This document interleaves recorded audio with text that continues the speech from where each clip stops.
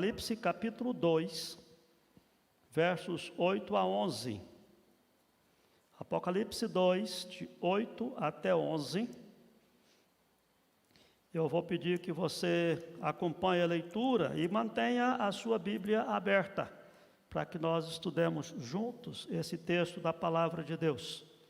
Diz assim: ao anjo da igreja em Esmirna escreve: estas coisas diz o primeiro e o último, que esteve morto e tornou a viver.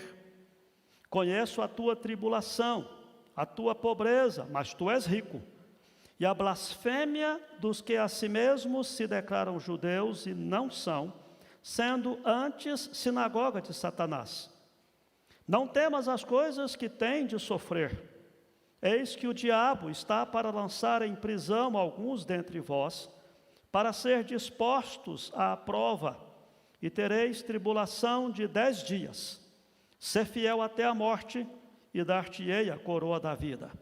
Quem tem ouvidos, ouça o que o Espírito diz às igrejas. O vencedor, de nenhum modo, sofrerá dano da segunda morte. Só até o verso 11. Vamos orar mais uma vez.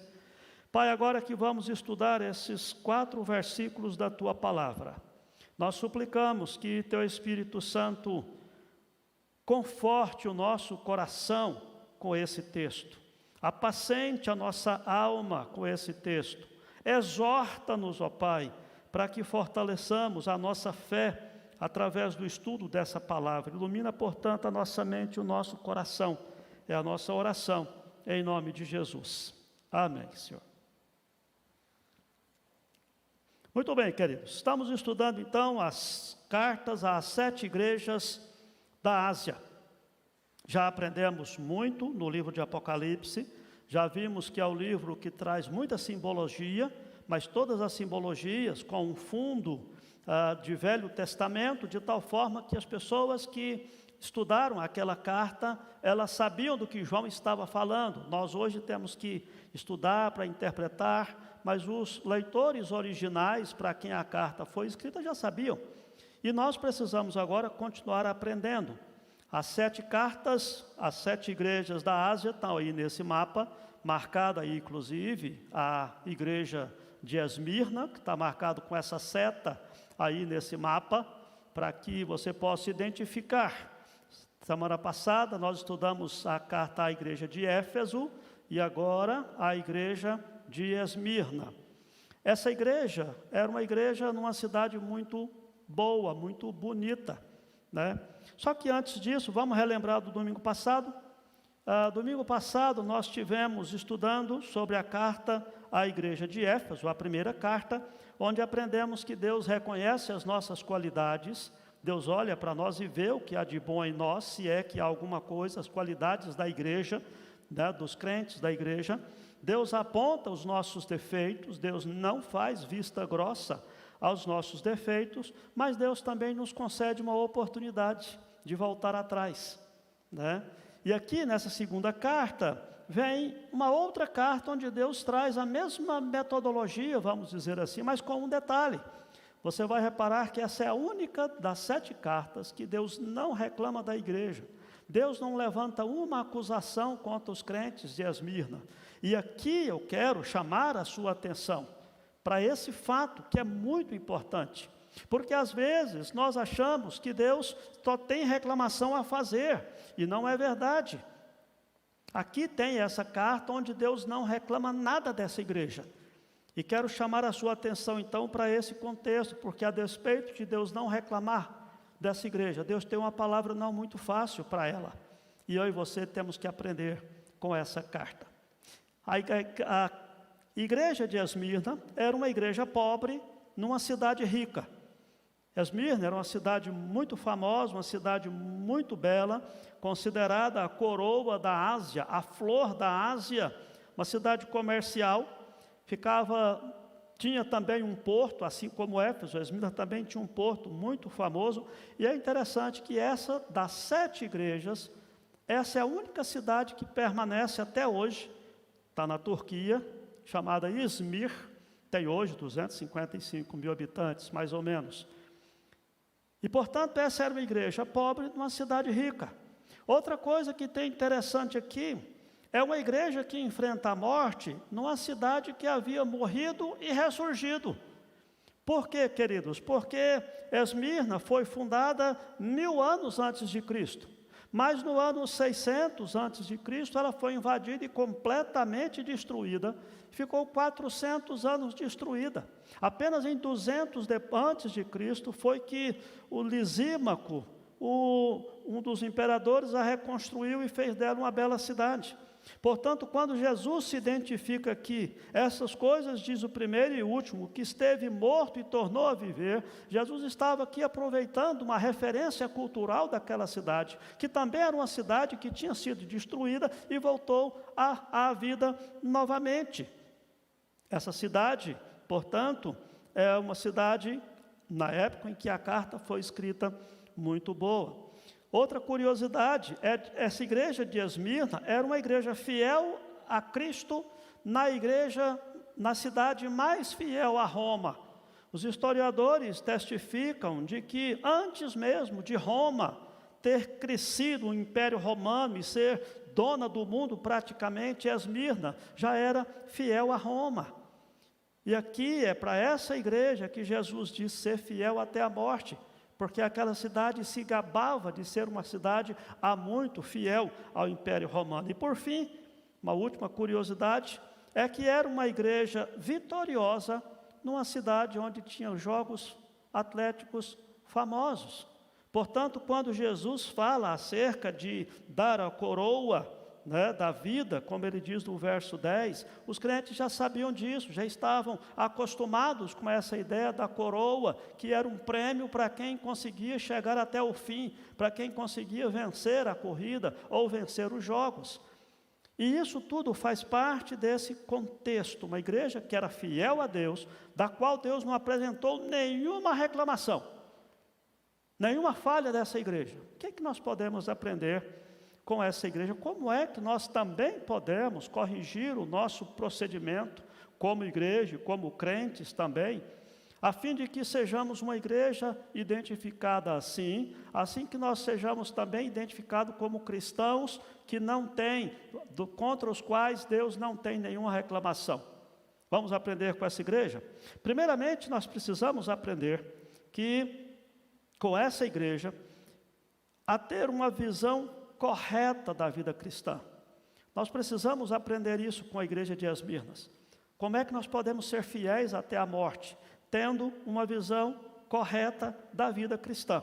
Você fala, pastor, mas cadê a visão correta da vida cristã aqui? Ele está falando aqui, verso 9, tribulação, pobreza, blasfêmias e tal, prisão. É isso que quero mostrar para você. Isso é a vida cristã. Essa é a visão correta da vida cristã. A visão da vida cristã que nós temos visto nos nossos dias, nos arraiais evangélicos, e os grandes pregadores que têm falado verdadeiras aberrações na televisão, na internet, não é a visão bíblica. É uma visão romantizada de que se você for crente, Deus vai abençoar a sua vida, seu emprego, sua empresa, sua família, você não vai ficar doente, você vai andar sempre de forma vitoriosa nos conceitos do mundo, mas isso não é a visão da palavra de Deus. A visão correta da vida cristã está aqui, o destaque que ele coloca. Ele diz primeiramente tribulação. Já falamos sobre isso quando estudamos há alguns domingos atrás.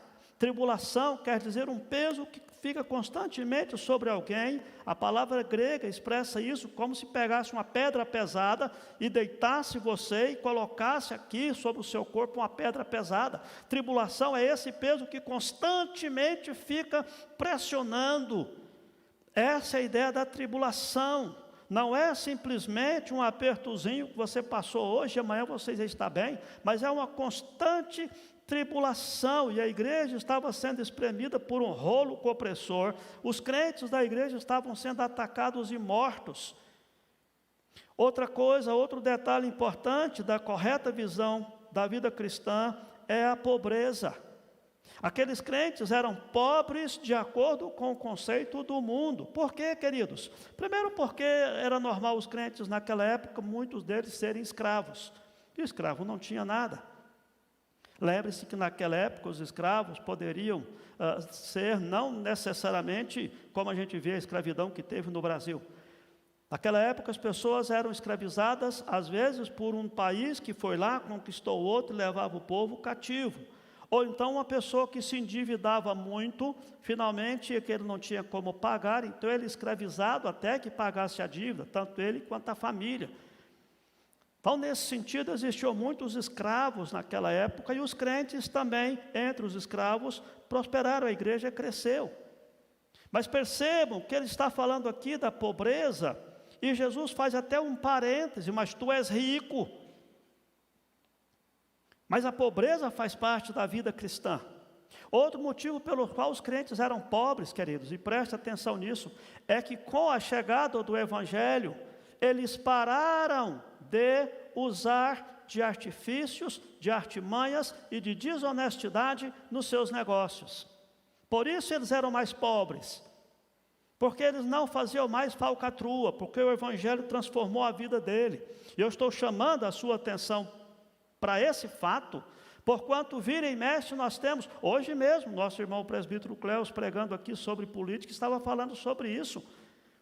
A questão dos encargos pesados que nós temos de impostos, e alguns crentes falam, pastor, se eu for cumprir à risca aquilo que a lei manda, eu fecho o meu negócio, eu não prospero. É aí que entra a fidelidade do cristão. Por isso os crentes eram pobres, porque eles tinham a vida transformada pelo Evangelho. Eles agiam de forma honesta, mas eles eram ricos por causa disso. Eles eram ricos para Deus. Terceira característica da visão correta da vida cristã é a difamação, queridos. Os cristãos estavam sendo difamados pelos judeus. O diabo é o acusador, ele é o pai da mentira. E os judeus estavam inflamando a cidade contra os cristãos, exatamente falando abominações contra eles. É por isso que Jesus diz aqui que os judeus, aqueles que se declaram judeus, não são, mas são antes sinagoga de Satanás, porque a palavra Satanás aqui quer dizer exatamente isso, acusador. E os judeus acusavam os cristãos de coisas que os cristãos não eram culpados. Eles diziam, por exemplo, que os cristãos, as acusações eram terríveis, que os cristãos eram canibais. Como assim, pastor?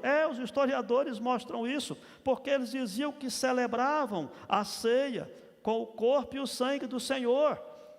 Então, pegado nisso, começaram a divulgar informações falsas dos crentes. Diziam que eles eram imorais, porque eles celebravam a festa do amor sempre antes da Santa Ceia. Dizia que os crentes eram divididores de famílias, porque as pessoas se convertiam a Cristo e aí deixavam suas crenças e por isso eram desprezados pelas famílias e aí abandonavam-se, separavam-se as famílias.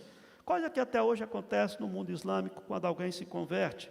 Diziam que os cristãos eram ateus, porque eles não se dobravam às imagens do imperador, de César.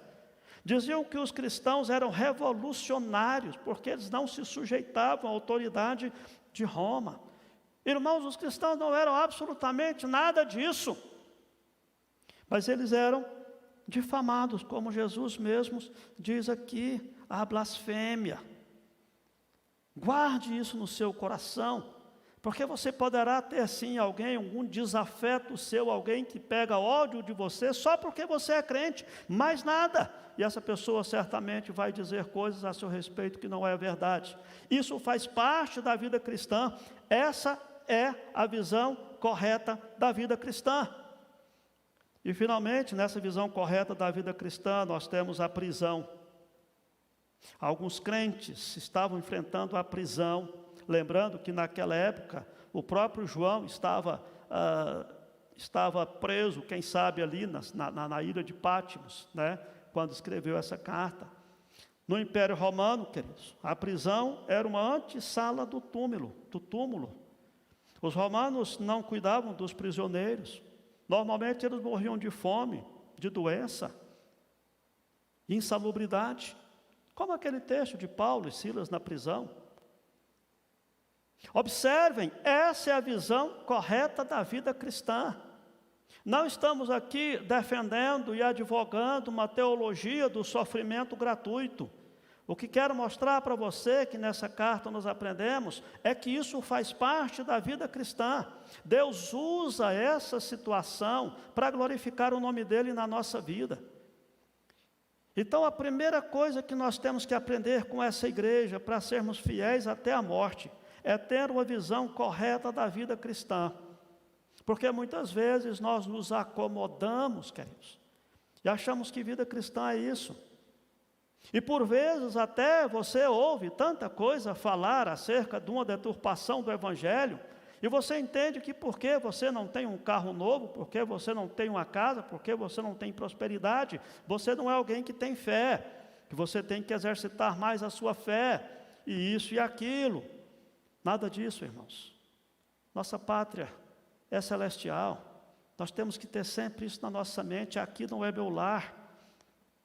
Nós somos viajantes, peregrinos aqui. E nós temos que entender que o foco da nossa vida cristã não é saúde, bem-estar e riquezas. Nada disso. A ideia da fidelidade a Deus é diante de tribulação, é diante de pobreza, de difamação, de prisão, se for necessário. Essa é a primeira lição que tiramos desse texto acerca de como ser fiel até a morte.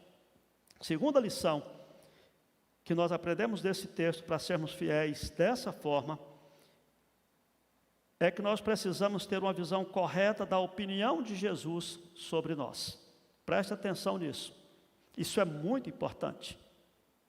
Nós precisamos de uma correta visão acerca do que Jesus pensa de nós. Nós já falamos aqui outras vezes, com relação, por exemplo, ao culto, né? Você diz assim, olha, eu participei do culto, mas olha, o culto foi abençoado, né? Pastor trouxe uma palavra boa, a equipe de louvor estava lá na unção, né? E etc, etc. Aí outros falam assim, mas acho que a palavra do pastor não foi boa, o pastor foi assim, bateu muito na gente e tal, né? A equipe de louvor estava assim meio devagar hoje. Às vezes no mesmo culto tem gente que tem uma opinião assim, outra tem uma opinião assim, né? Sabe por quê, queridos? Porque o problema não é aqui, o problema não é ali, o problema é o seu coração. Observe que eu e você não temos que ter esse tipo de opinião sobre o culto, porque o culto não é para nós. Nós precisamos perguntar se aquele a quem estamos cultuando está satisfeito conosco. Se está satisfeito com o nosso culto. É óbvio, irmãos, que nós temos que ver a responsabilidade do pregador ao expor a palavra de Deus com a maior eficiência possível, dentro das limitações de cada pregador, obviamente. Somos humanos. A equipe de louvor da mesma forma.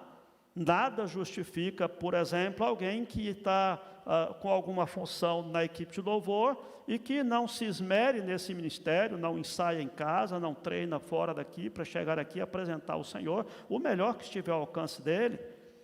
Mas tudo isso que nós fazemos, nós precisamos chegar até a presença de Deus, colocar diante dele a nossa adoração.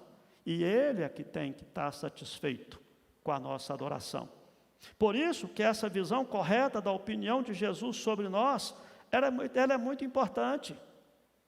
Observe, a igreja de Esmirna era uma igreja pobre, como eu já disse, por causa da situação do contexto dos crentes, inclusive porque, vez por outra, se levantava uma perseguição sobre os crentes e eles eram saqueados, todos os seus bens eram confiscados, seja pelo governo, seja pela turba de judeus que saqueavam os cristãos. Agora, observe, embora a igreja fosse pobre financeiramente, ela era rica de recursos espirituais, era assim que Jesus a via. Jesus não olhava para a igreja dizendo, que igrejinha pobre. Jesus disse, não, vocês são ricos, vocês não têm tesouros na terra, mas vocês têm tesouros nos céus. Vocês são pobres diante dos homens, mas são ricos diante de Deus. E é isso que eu e você temos que colocar no nosso coração, queridos. Não é simplesmente uma questão de ser bem estruturado financeiramente aqui na terra, mas qual é a opinião diante de Deus? Essa é a questão. Seria como se você tivesse aqui um grande saco cheio de moedas de R$1, e alguém viesse tomar as suas moedas e pegar as suas moedas e levar aos poucos. Mas aí, a cada vez que alguém levasse uma moeda de R$1, uma outra pessoa vinha por trás e colocaria no seu bolso uma moeda de ouro. Você olharia isso, você entenderia que você está ficando pobre porque as moedas estão indo embora, mas você está ficando muito mais rico porque as moedas de ouro estão chegando por cada uma daquelas que estão indo embora. Essa é a visão de Deus, uma forma bem simplista de ilustrar, com relação ao sofrimento. E é uma coisa tão gritantemente desproporcional, que o apóstolo Paulo ele diz que os sofrimentos do presente não podem nem se comparar com a glória que está reservada para nós dos céus. É assim que nós temos que ver o sofrimento. Nós sofremos, passamos por lutas, passamos por tribulação, entretanto, nós vamos desfrutar das insondáveis riquezas de Cristo. Nós podemos ter isso no nosso coração desde já. É essa insondável riqueza de Cristo, da qual nós já vamos tomando posse, que nos dá motivação para continuar fiéis a Deus. Terceira lição que nós tiramos desse texto, amados, é que para ser fiel a Deus, nós precisamos ter uma visão correta de como agradar e honrar a Deus. Como é que Deus quer ser honrado na minha vida? Como é que Deus quer ser honrado na sua vida? Tem uma coisa interessante aqui no verso 10. Não temas as coisas que têm de sofrer. Eis que o diabo está para lançar em prisão alguns dentre vós, para ser dispostos à prova, e tereis tribulação de 10 dias. Ser fiel até a morte, dar-te-ei a coroa da vida. Aqueles crentes eram pobres, perseguidos, caluniados, presos, e agora estavam sendo encorajados a enfrentar a própria morte, se for preciso, e preste atenção. Deus não traz para eles a boa notícia de que eles não passariam pelo sofrimento. Era de se esperar, porque Deus diz que eles eram uma igreja fiel, uma igreja boa, Deus não tem reclamação nenhuma, portanto, Deus poderia dar aqui uma promessa. Olha, vocês vão ter a vida de vocês livres dessas tribulações. Não. Deus não promete vida fácil para essa igreja, mesmo sendo uma igreja fiel a Deus. Pelo contrário, Deus diz, vem mais tribulação por aí. Essa ideia aqui do 3 tribulações de 10 dias, alguns intérpretes colocam como sendo um sentido figurado de dizer que seria uma tribulação que seria breve, seria só de 10 dias e tudo mais, mas isso também não importa. Podemos considerar que seriam 10 dias literais mesmo, não tem problema. O que Deus estava fazendo era isso, avisando que vem aí tribulação, fiquem firmes, sejam fiéis até a morte.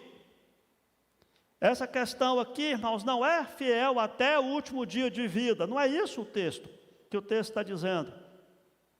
O que o texto está dizendo é, seja fiel até ao ponto de morrer por sua fidelidade. Essa é a ideia.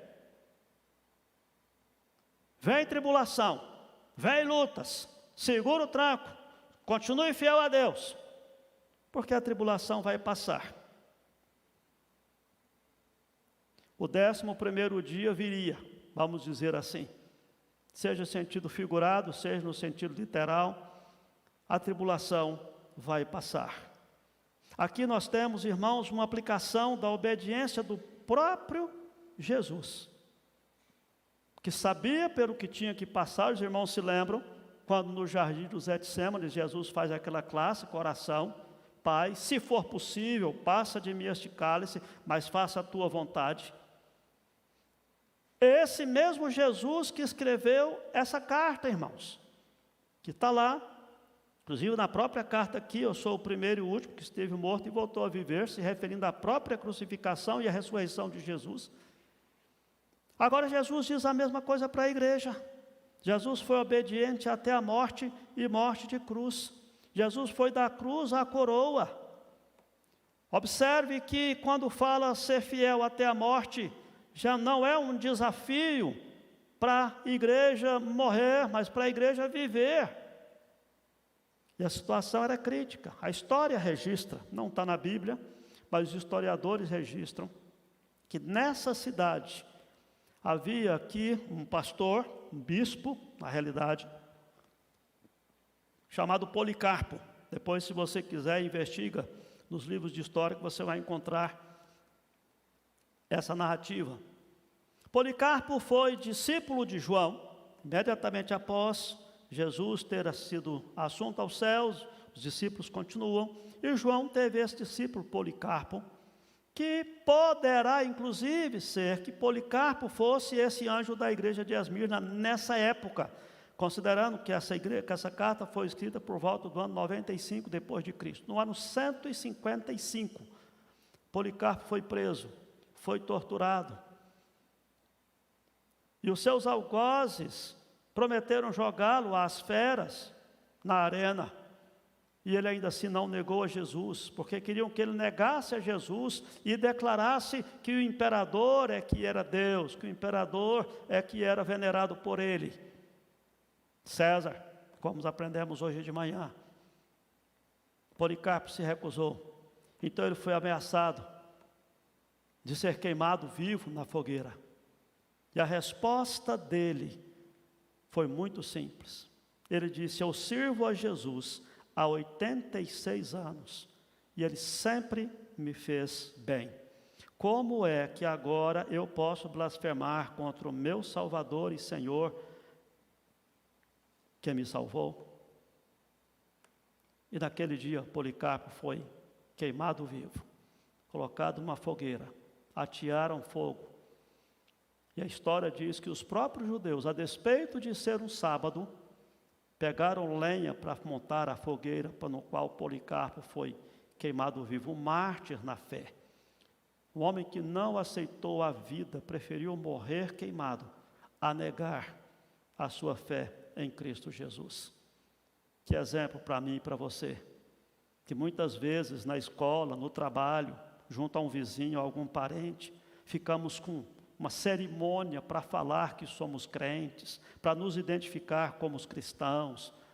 E quantas vezes, queridos, nós envergonhamos o nome de Jesus em situações assim tão simples, e que a nossa vida nem está em jogo, e a gente não é firme em dizer: eu sou crente, sim, eu sou presbiteriano, sim.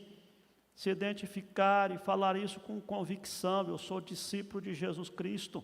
Mesmo que você seja desprezado pelos seus amigos, mesmo que você perca o seu emprego, mesmo que na escola você seja alguém deixado de lado por todos os seus colegas de escola, mas identifique-se como cristão, fale que você é cristão, defenda isso a qualquer custo, seja até na universidade, quando algum professor tentar te humilhar ou te desprezar, porque você se identifica cristão, levante-se e diga: sou cristão, sim.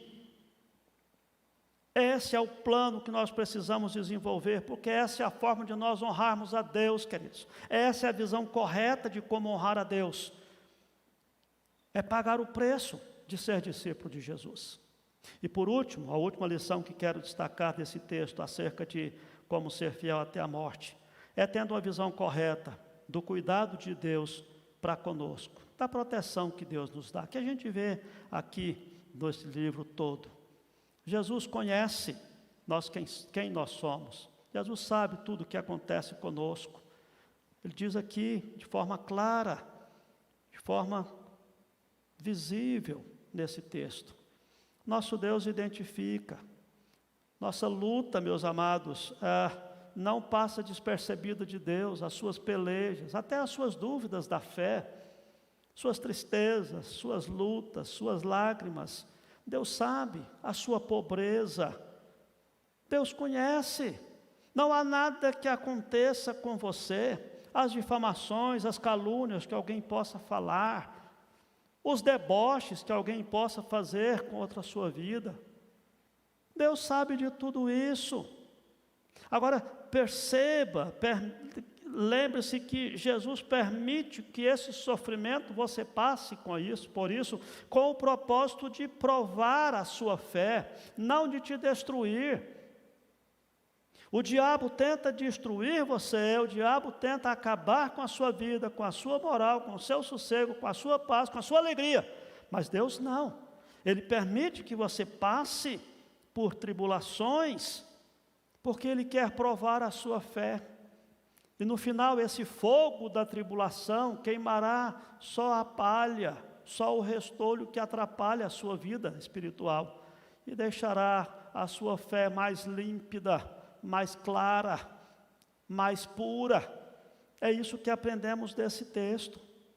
Os judeus estavam furiosos com os cristãos, o diabo estaria lançando algum deles à prova. O próprio Jesus diz isso. Mas quem está no controle é Deus.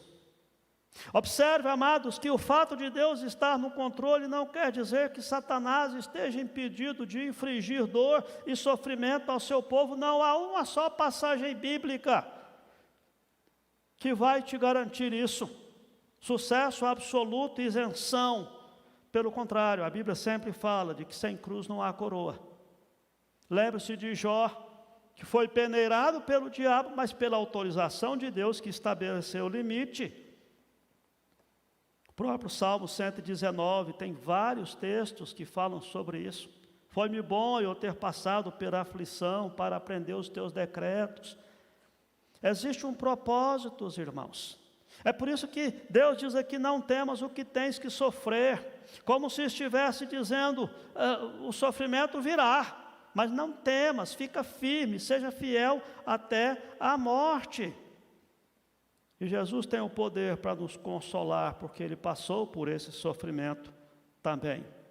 Daí Ele diz: quem tem ouvidos, ouça o que o Espírito diz à igreja, dizendo: preste atenção. Lembre-se que lá no começo Ele já tinha dito que bem-aventurados aqueles que leem e aqueles que ouvem as palavras da profecia e guardam as coisas delas escritas. Verso 3 do capítulo 1. Quem tem ouvidos, ouça, porque você será bem-aventurado se você considerar essas palavras, se você guardar essas palavras no seu coração, se você colocar em prática aquilo que você aprendeu. E ele encerra no verso 11, dizendo: o vencedor de nenhum modo sofrerá o dano da segunda morte. Podemos enfrentar a morte, até mesmo o martírio, mas escaparemos do inferno, que é a segunda morte. Nós não vamos abordar isso agora, porque lá um pouquinho mais à frente, no capítulo 20, vai falar muito acerca da segunda morte. Depois estudaremos sobre isso. Só quero que você guarde agora isso, de que precisamos ser fiel até a primeira morte, que é a morte física, ou seja, fiel mesmo que isso implique em morrer, porque podemos experimentar essa primeira morte, mas a segunda não, essa é garantida. A segunda, que é eterna, é garantida que não enfrentaremos e continuaremos na vida eterna recebendo a coroa da vida. Queria fazer aqui algumas aplicações desse texto para o seu coração. A primeira aplicação que faço, meus amados, é que a nossa fidelidade a Deus não nos impedirá de passar por sofrimento. Lembre-se disso. A nossa fidelidade a Deus não é garantia de que nós não vamos passar por sofrimento. Pelo contrário, Paulo diz em 2 Timóteo, capítulo 3, verso 12, que todos quantos querem viver piedosamente em Cristo Jesus serão perseguidos. Lembre-se sempre disso, queridos. Não tenha uma visão romântica da vida cristã, como muitos mercadores da palavra têm falado hoje em dia. Não. Jesus hoje espera do seu povo fidelidade na vida, no testemunho, na família, nos negócios, na fé. Não venda o seu Senhor por dinheiro, como Judas fez. Não troque a bênção de Deus por um prato de lentilhas, como fez Esaú. Tome cuidado, meus amados. Não venda a sua consciência por uma barra de ouro, como fez Acã. Tantos exemplos bíblicos de pessoas que naufragaram na fé, porque não foram firmes, fiéis a Deus o tempo todo. E quero deixar com você esse desafio. O fato de você ser fiel a Deus não te isenta de passar por tribulação. Tome cuidado até com as suas orações, porque às vezes nós queremos questionar Deus. E às vezes até falamos: Senhor, mas nós merecemos, eu mereço ser abençoado, porque eu estou orando, eu estou jejuando, eu estou fazendo isso, eu estou fazendo aquilo. Meu querido, preste atenção. Não é esse o caminho da graça de Deus.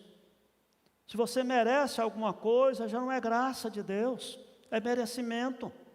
Mas nós não temos merecimento. Acabamos de ler um texto em Romanos que diz que todos pecaram e carecem da graça de Deus, não há justo nenhum sequer, etc. e tal. Portanto, não pense você, porque você é crente, dizimista, porque você vai à igreja, porque você tenta ser uma pessoa boa, você tem méritos de não passar por sofrimento. Essa é a primeira aplicação. Nossa fidelidade a Deus não impede de nós passarmos por sofrimento. A segunda aplicação é que a nossa infidelidade a Deus pode até nos trazer uma vida boa e tranquila, mas trará também a reprovação de Deus. Ah, pastor, mas se eu sou infiel a Deus, eu vou ser amaldiçoado por Deus, Deus vai pesar a mão, etc. Nem sempre, nem sempre. Lembra do Salmo 73? Quando o salmista começou a ler essas coisas, ele diz: quase me resvalaram os pés ao ver a prosperidade dos ímpios. Porque eu que sirvo a Deus, vivo sofrimento, luta, pobreza, e não vou para frente, não prospero na vida financeira. E o meu vizinho, que é um ímpio, está andando de carro bom, tem empresa, tem casa, vive fazendo farra, vive uma vida boa e tranquila, e eu que sou crente, vivo passando por dificuldade. Depois você lê o Salmo 73 para você ver a conclusão que o salmista chegou. Se você for infiel a Deus, pode até ser que sua vida seja até melhor. Porque se quantos querem viver piedosamente em Cristo Jesus serão perseguidos, aqueles que abrem mão da sua fé para se adaptar a esse mundo, obviamente não vão ser perseguidos. Aquele que usa de desonestidade, contrário à sua própria fé, pode até ir de bem a melhor nessa vida. Mas volto a dizer, você precisa prestar atenção na opinião que Deus tem da sua vida, não a opinião do mundo. Aí você pode se lembrar daquele outro texto de Lucas: que adianta ao homem ganhar o mundo inteiro e perder a sua alma? E a última aplicação que quero trazer para você é que alguns sofrimentos a que somos submetidos não serão abolidos por Deus. Deus identificou uma igreja muito fiel, mas Deus não trouxe uma palavra de libertação dos sofrimentos. Deus disse: segura o tranco, ser fiel até a morte, porque vem por aí mais sofrimento, 10 dias de tribulação. O próprio apóstolo Paulo colocou diante de Deus a sua petição, para que Deus o livrasse de um sofrimento. E Deus disse: não, a minha graça te basta, porque o meu poder se aperfeiçoa na sua fraqueza. O próprio Jesus Cristo já tinha dito antes: muito bem, servo bom e fiel, foste fiel no pouco, sobre o muito te colocarei. E às vezes algum crente fala: pastor, parece que quanto mais eu quero ser crente, fazer as coisas certas, mais as coisas ruins acontecem, mais a coisa fica feia para o meu lado. É verdade. Porque a partir do momento que você resolve andar seriamente com Deus, o diabo vai ficar insatisfeito e vai mover todos os batalhões celestiais contra você. Isso é bom, porque mostra que você está no caminho certo. Aí você precisa lembrar que você tem que resistir ao diabo e ele fugirá de vós. O desafio que quero deixar com você então, meu querido, nesse culto, nessa noite, é que você repense a sua fé, o seu comportamento, o seu procedimento. Volto a dizer, aí texto não quer dizer que você precisa ser fiel a Deus até o dia da sua morte. A ideia do versículo não é essa. A ideia do versículo é: seja fiel a Deus, mesmo que isso implique na sua morte. Ser fiel até a morte, até chegar a essa última consequência. Nós estamos precisando de uma geração de crentes assim. Porque nós temos uma geração de crentes acomodados, que não sabe o que é sofrer pelo Evangelho, que não sabe o que é perseguição da fé. Mas precisamos ter um pouco mais de zelo com a nossa fé, com o nosso testemunho. Que Deus abençoe a sua vida. Guarde essa palavra no seu coração. Olá, que bom ter você por aqui. E aí, gostou do vídeo? Então não se esqueça de se inscrever no nosso canal, ativar o sininho para receber as notificações dos outros vídeos que virão, curtir esse vídeo e principalmente, é claro, compartilhar ele com as pessoas que você ama, para que elas também sejam edificadas e abençoadas por essa mensagem. Nos siga também nas outras redes sociais que estão aparecendo aí na sua tela, para você poder acompanhar melhor os nossos horários e as nossas programações, tá bom? Que Deus abençoe sua vida e até o próximo vídeo.